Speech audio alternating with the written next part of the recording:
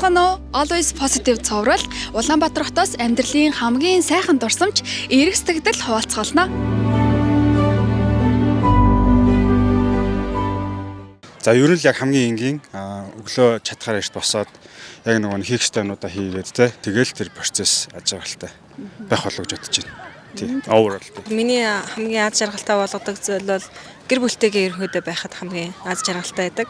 За өглөө босоод хүүхдтэйгээ жимээс арилгах, жимшээ зүсгэж гэдэг юм уу тий. Эсвэл хүүхдээ салхилуулах үед хамгийн аз жаргалтай уууд байдаг. Одоо ийм цаг үе одоо юу гэх их ийм завгүй амьдралын донд эдгээр зүйлүүд л айгүй аз жаргалтай болгодог. Тэгэл гоё гэр бүлэрээ нөхөр хүүхдтэйгээ тэгэл өглөөсөө ил хүүгээ өмсөөл гоё өглөөний минь миний хайраа дөрөв хүмүүн гэж хэлэхээр гоё идэг. Өглөө гоё эхлүүлдэг. Тий, тэгэл ер нь тэр өглөө гоё доо. Ажлаа хий, дуртай ажлаа хийх. Тэгэл өр хүүхдүүд нь эрүүл саруул байвал тэгэл болоо. Дуртай ажил нь гэхээр Би нөгөө тусгай тийм хүүхдүүдийг асардаг. Яг хоо одоо нөгөө хөгжлийн бэрхшээлтэй тэгэл нөгөө одоо learning disability гэдэг тэгэл жоохон янз янзын behavior change тийм хүүхдүүд ер нь амьдрал сургадаг байхгүй 16-аас 18 насны хүүхдүүдийг 18 нас одоо хүн болгож те одоо дэлгүүр хошоо одоо өөрсдөө авч явах тийм байдалд сургадаг байхгүй бид нар. Яг адилхан жирийн хүүхдүүдтэй адилхан зөвөр өөрсдийнх нь яг юу тэр аутизм бид нар гэдэг чинь өөрсдийнх нь гинт тэр юу хөдөлгөөрөө их зөвхөн те тэр үед нь айгу анхаарч яагаад дагуулад ер нь бол ямар ч хүүхдтэй адилхан. За ямар ч гэсэн кофе уухаар гой санагддаг өглөөрт. Тэгээ би бас гүйдэг байхгүй юу? Тэгээ гүүхээр бас амар тийм гоё мэдрэмж авдаг. Хамгийн хоёр гол нь гэвэл энэ хоёр хаа. Ингээд зөвхөн манай хүүхдүүд эрүүл саруул байвал тэгэл болоо ерөн. Хамгийн гол юм чи одоо эрүүл саруул байвал тэгэл бус ямиг бол ерөн болгоно шүү дээ. Би бол ерөн бол өөрөө их тийм өдрөг сэтгэлгээтэй өнөөдөр юм болохгүй бол маргааш бүтэнэл маргааш болно шүү дээ. Маргааш гэж өдөр байна. Өнөөдөр яг юм бүтсэнгүй маргааш бүтэн шүү дээ тийм ээ. Өдрийн цагаагаар надад айгүй гоё санагдсан. Өчтөр уржидэр хоёр хүүтэн байжгаад өглөө яг ингээд түрүүн гэрээс гарсаж амар гоё дулаахан нартай юм гоё зөөлхөн цагаагаартай байсан чинь бол ялтчгүй айгүй гоё шүү гэж бодоод алхсан. Өндөр танд юу тохиолдвол та илүү аз жаргалтай болох вэ? Өнөөдөр надад ахаад юу тохиолдвол мэдхгүй одоо өнөөдрийн аз жаргал бол амар хангалттай юм шиг. Сая би нэг уулзалттай бас байсан. Тэр бас айгүй сайн болсон. Тэр бас намайг айгүй аз жаргалтай болгох чинь бас гараа явчихсан. Өнөөдрийнх бол баг болцсон юм шиг л хангалттай ингээ гоё санагдчихээн. Хүүхдтэй байх, гэр бүлэрээ байх, ингээд аав ээжээ хайрын донд хүүхдээ өсгөх гэдэг ч юм уу. Энэ ингээд одоо Монгол гэдэгт ер нь л гэр бүлийн ингээ хайраас хүмүүжлээс ингээ эрүүл Монгол те ингээд тэр зөв хүн бүтнэ гэдгийг бол ер нь харж ийн өөрөө өөрсдийнхээ амьдралтай харьцуулаад ч гэсэн ингээ харахаар те тэгж бодож байгаа. Тэгэл ер нь тийм бид хоёрын хувьд бол ингээл хайраар дүүрэн гэр бүлийг бий болгохыг хүсдэг. Тэр нь тэндээс ингээд зөв хүүхд маань ямар ч орчин ямар ч те хүрээлэл татсан өөрөө өөрийгөө ингээд мэддэг, өөрөө өөрийгөө ингээд хариуцаад авч явах чадвартай те зөвд ингээд заа гэж хэлдэг, бурууд үгүй гэж хэлдэг те ингээд тийм зөвл хүнийг бий болгохыг хүсээд Яг хамгийн их манай хүү төрж явах юм байна. Яалтчгүй. Яг нэг аа болжсэн болохоор тэг яг нэг 20 настай байсан. Тэгээд яг нэг камер бичлэг хийгээд ингээд эмчнээс нь асуусан чинь манай хүү төрцөн шүү дээ тэнд байгаа шүү дээ гэдэг. Тэг юу ч болон юм шиг. Тэгээ очсон чинь ингээд ерөөсөө ойлгохгүй. Ингээд нүд нь ингээд хоёр тишээ олж малцсан ингээд гайхацсан. Тэгээ тэрийг бас бичлэг дээр бас буулгаж авсан байдаг. Тэгээ тэр мөчлөл ерөөсөө эзэж мартагддаг. Хамгийн гоё нөх юм бол Та уйсан уу? Жоон өлмөс тусалсан. Тийм ихтэй аюу уйлна гэхээсээ л аюу тийм хаппи байсан. За хүн болгонд яг ээж ав болох хамгийн гоё зүйл байдаг. Одоо юу гэх ээж одоо нэг ганц бие ингээд амьдарч байхад юу ч бодохгүй ингээд хинэггүй сайхан амьдардаг штэ тий. Тэнгүүт нөгөө ээж болоход хүүгээ яг төрүүлээд яг ингэр дээр авчраа барихад хамгийн их аз жаргалтай амьдралд одоо яг ээж хүн болж төрсний одоо юу гэх аз жаргалыг яг эндээс л хүн амсдсан байна да. Тийм үү хувь тавилан одоо юу гэх цаашаага амьдрах зорилготой амьдрахын одоо түлхүүрийг одоо ингээд их хүн болох юм байна да гэж ойлгосон. Зөндөө шүү дээ. Одоо тэр анх одоо 10 жилийн төгсөл их сургуульд орлоо гэж гадагшаа одоо бид нар ч одоо 87 он гэхэр чинь л одоо зөвлөлт холбоо тус мус руу их сургууль дээд сургуульд орно гэдэг чинь хамгийн том зөвшөөрөл байдаг гэсэн шүү дээ. Үнгөө сурна гэдэг чинь. Тийм. Тэгэл дараа нь тэгэл явах та гэрлэн тэгэл ийштэйшээ явна, гоё ажилд орно тий. Өөрийгөө өөр хүүхдүүдтэй болно. Тэгэл дараа нь ач гуч зэнэртэй болно. Тэгэл тэр чинь бүх ажил үстэй тий. За сургууль төгсөжсэн зүгээр ерөөхдөө ингээд өөрийгөө гоё дайчлаад Тэгээд нөгөө хүссэн үр дүндээ хүрсэн тэр цагууд л надад айгүй их бодогдож байна л та.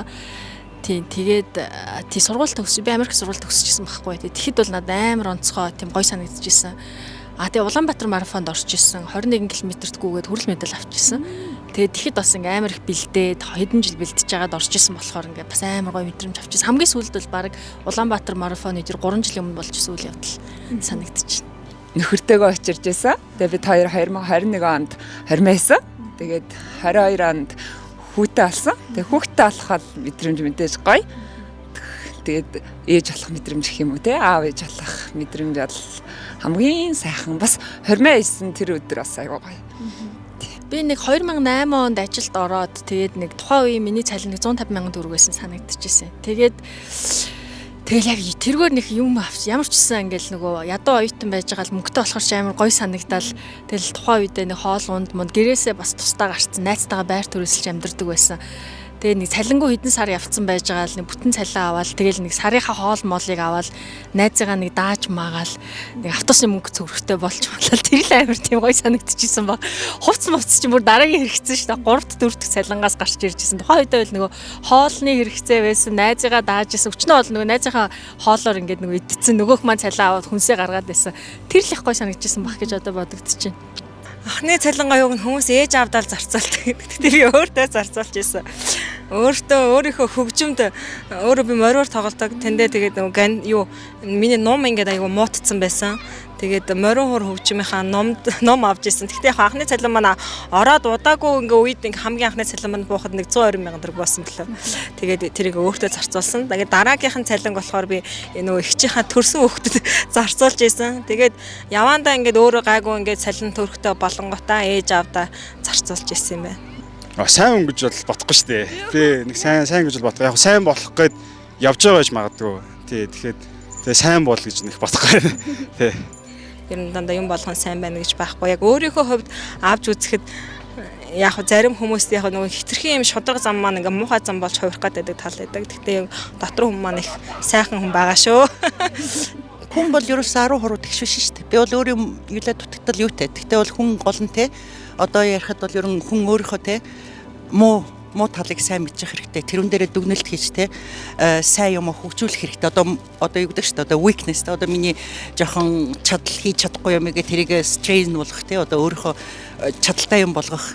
Тэгээд одоо тэр одоо надаас одоо шалтгааллахгүй зөндөө юм биш үү? Одоо ингээл одоо эдийн засаг масаг ингээл мөнгө төгрөгийн асуудал тэр чинь өөрийнхөө явхад тэрнийг дэвшлэхийн тулд юу хийж болох вэ? Нөгөө оппортюнити гэдэг юм уу те?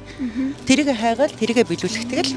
Одоо тэгэл ерөөсө бидний орчин нөхцөл эргэн тойрны хүмүүсээс шалтгаалж гэл юм байна гэж би одоо бодоод байгаа. Хичнээн хичээж байгаа ч гэсэн зарим нөхцөлд бол яалтчгүй зарим хүмүүс бол миний мууг гаргаж байна. Тэгэхээр илүү нөгөө би сайнаа гаргах уу, муугаа гаргах уу гэдэг чинь ямар орчинд би байхаар сонгох, ямар хүмүүсээр хүрээлүүлэхээс сонгох тэрний сонголтоос улбаатай юм уу та гэж санагдчихж байгаа. Тэгээд сүүлийн үед бол дандаа сайн хүмүүсийн хүрээлэл донд одоо арай амархан нөхцөл байдлын дунд байгаа учраас бол сайн маань илүү гараад байна л та. Тэр маань ч гэсэн амар таатай.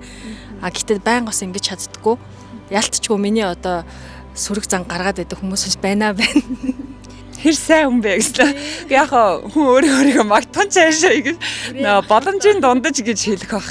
Хэлэх юм бол мэдээж хүн учраас муу зан чанар те ингээд хүн болгоно л ингээд болохгүй зүйл байдаг шүү дээ те. Тэрийгэ засахын төлөө хичээж байгаа. Хүмүүстэй ер нь харьцуулахад монгол хүний зан чанар бас тэ монгол хүмүүс ер нь юугаараа илүү гоё байдаг, онцгой байдаг. Авууштай зан чанар нь юу байдаг юм болоо?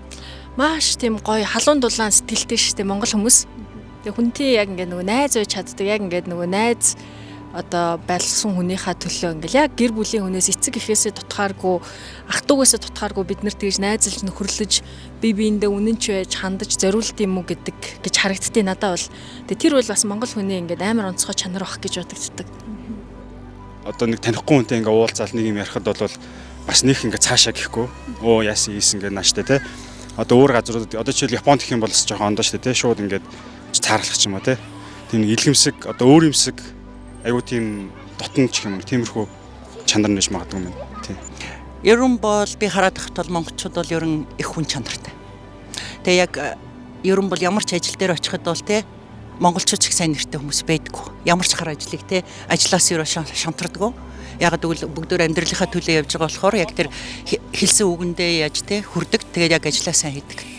Ямар ч хүнд ингээд нөгөө монголчууд ингээд ямар ч айлд орсон ч ингээ хаалга нээлттэй байж идэг шүү дээ. Хөдөөгөр явхаар ингээд ерөөсөө цаажтай байдгүй ингээд үргэлж танихгүйд ч ингээ нээлттэй байдаг. Тэ гоё ингээд ядраад одоо ингээд явж байгаа зочдыг ингээд дайлдаг тэ ийм үгүй гэж хэлдэггүй ингээд ийм зочлонтой зан гоё. Тэ ер нь аль энэ бол баг хааж байхгүй хаа тэгээ.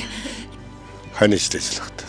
Ингээ юу хөдөд ирчээ да. За одоо миний хайртай ингээд тийм ажил төрлөө нэг бол гац төрч гэсэн амархан талаасаа бодоод ийштэйсэн зугаалгал ашиг тийм үү тиймэрхүү юм л. Угаалганд яваарэ гэдэг үг өстө мартагдчихгүй байсан гэсэн үг. Яг ч тэр амралт юу вэ? Манайс бол байнга л ажил төрөлтэй байдаг болохоор шин тэгэл.